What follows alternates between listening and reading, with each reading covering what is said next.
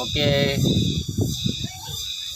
selamat datang di channel Jalan Politik yang akan menyiapkan ragam sajian politik di dalam negeri, terutama mengupas tuntas terkait dengan seluruh regulasi yang ada di istana yang tentunya menghebohkan masyarakat dan menimbulkan ragam penafsiran dan kontroversi, terutama yang baru-baru ini bikin heboh di media sosial, khususnya di kancah politik nasional, yaitu peraturan Mendikbudristek nomor 30 tahun 2021 ya.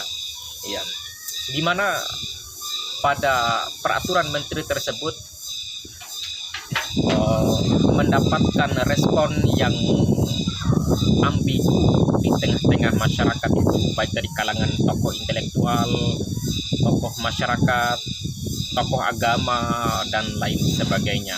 Karena beberapa tokoh agama, katakanlah di kalangan NU, tidak menyetujui adanya peraturan Menteri nomor 30 tahun 2021 tersebut karena dinilai ada penyimpangan secara hukum dan agama yang seolah-olah sengaja melegalkan seks di kalangan mahasiswa di ruang universitas atau perguruan tinggi itu. Nah,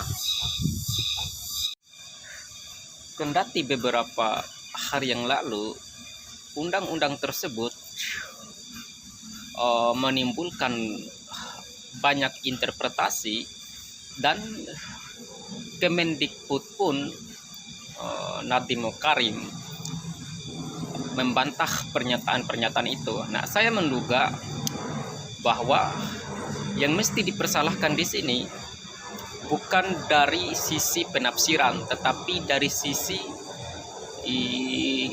kementerian tersebut yang salah kaprah di dalam mengedarkan undang-undang tersebut. Harusnya mereka punya konsep di dalam memberikan pemahaman konstitutif kepada masyarakat supaya tidak ada hal-hal yang menjurus kepada penafsiran yang sifatnya negatif.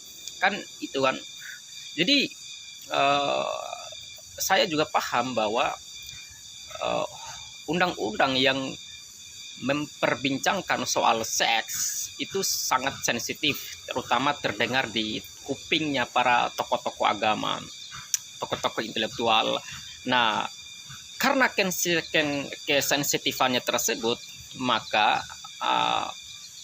yang bersangkutan yang punya kewenangan harus memberikan pemahaman yang utuh, pemahaman yang komprehensif dan rasionalisme kepada masyarakat, sehingga undang-undang tersebut terjamin bahwa eksistensinya bermuara kepada utilitas sosial itu atau masyarakat.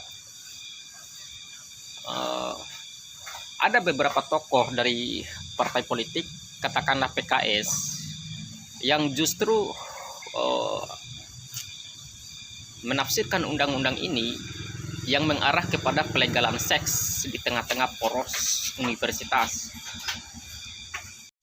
Tadi saya sudah membaca itu beberapa unsur yang termuat di dalam undang-undang tersebut. Dan beberapa tokoh akademis intelektual melihat tidak ada penyimpangan dan unsur pelegalan seks di dalam undang-undang tersebut. Ya, undang-undang itu kan adalah sebuah teks, dan setiap warga negara, masyarakat sipil punya hak secara eksklusif untuk menguraikan undang-undang tersebut. Nah, tentu saja yang punya otoritas tertinggi di dalam mengabsolutkan arti daripada undang-undang tersebut adalah kementerian itu sendiri.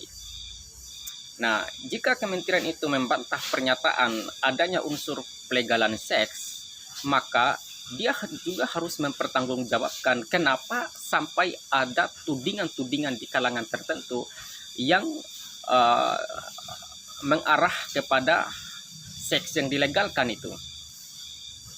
Itu kan konsekuensinya toh. Uh, Kemudian hal yang paling fundamental di sini adalah bahwa di dalam unsur undang-undang itu tidak mensimplifikasikan kategori agama itu. Padahal hukum itu dan undang-undang itu dia mesti mencerminkan kategori moral, religiusitas, supaya pembahasan mengenai seks tersebut, jika ada pelarangannya, yang mesti harus ada doktrin agama di dalam situ. Karena kita tahu kan, apalagi masyarakat Indonesia, culture dan kebudayaannya mayoritas penganut agama itu.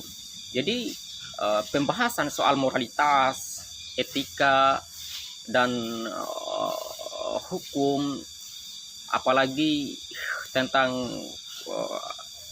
unsur-unsur seks, ya mesti diimplikasikan doktrin agama supaya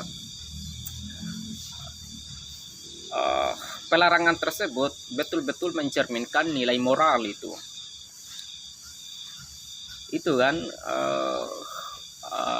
analisis rasionalisnya.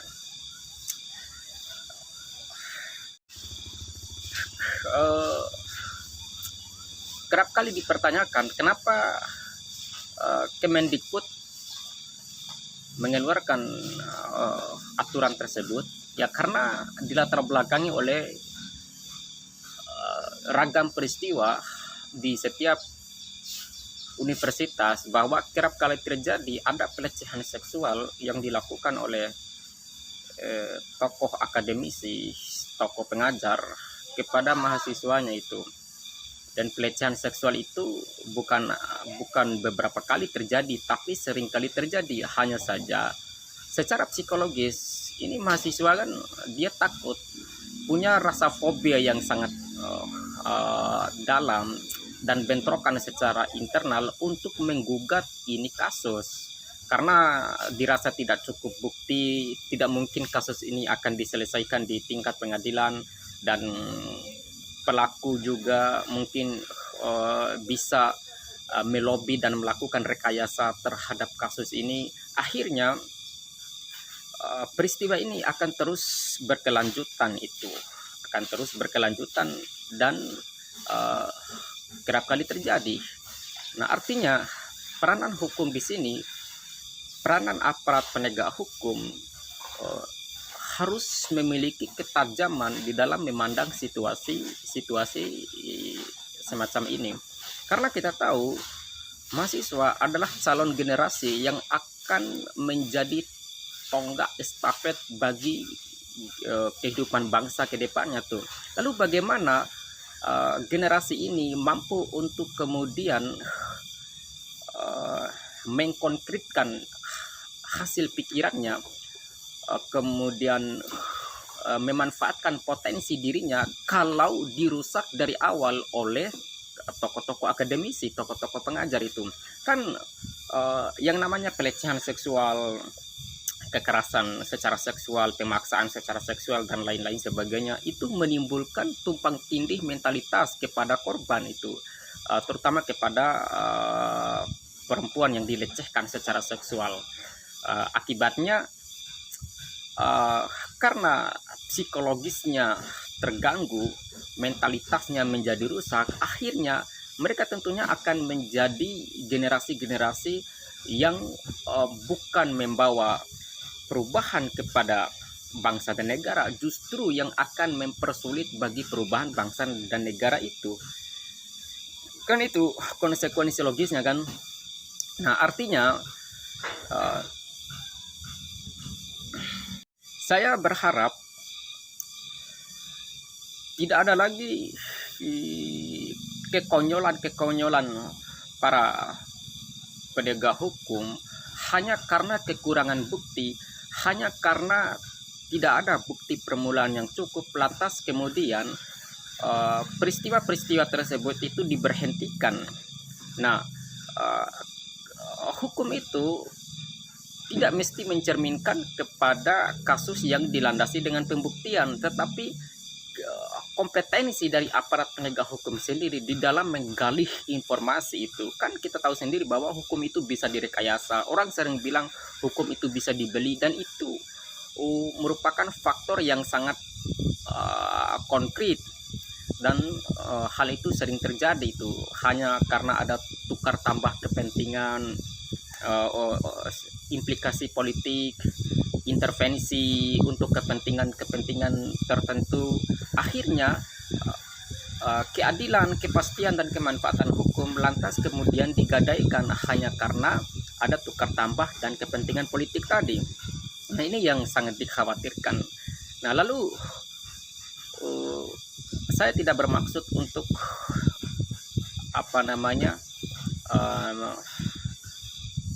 menjudge sesuatu hal yang masih samar-samar, tetapi sebagai analis saya berhak untuk kemudian menganalisa segala sesuatu yang terjadi itu, khususnya yang terjadi pada pelanggaran hukum dan peristiwa yang merugikan tokoh-tokoh masyarakat, tokoh-tokoh pelajar, dan lain sebagainya. Itu yang menjadi tujuan primer kaum analis.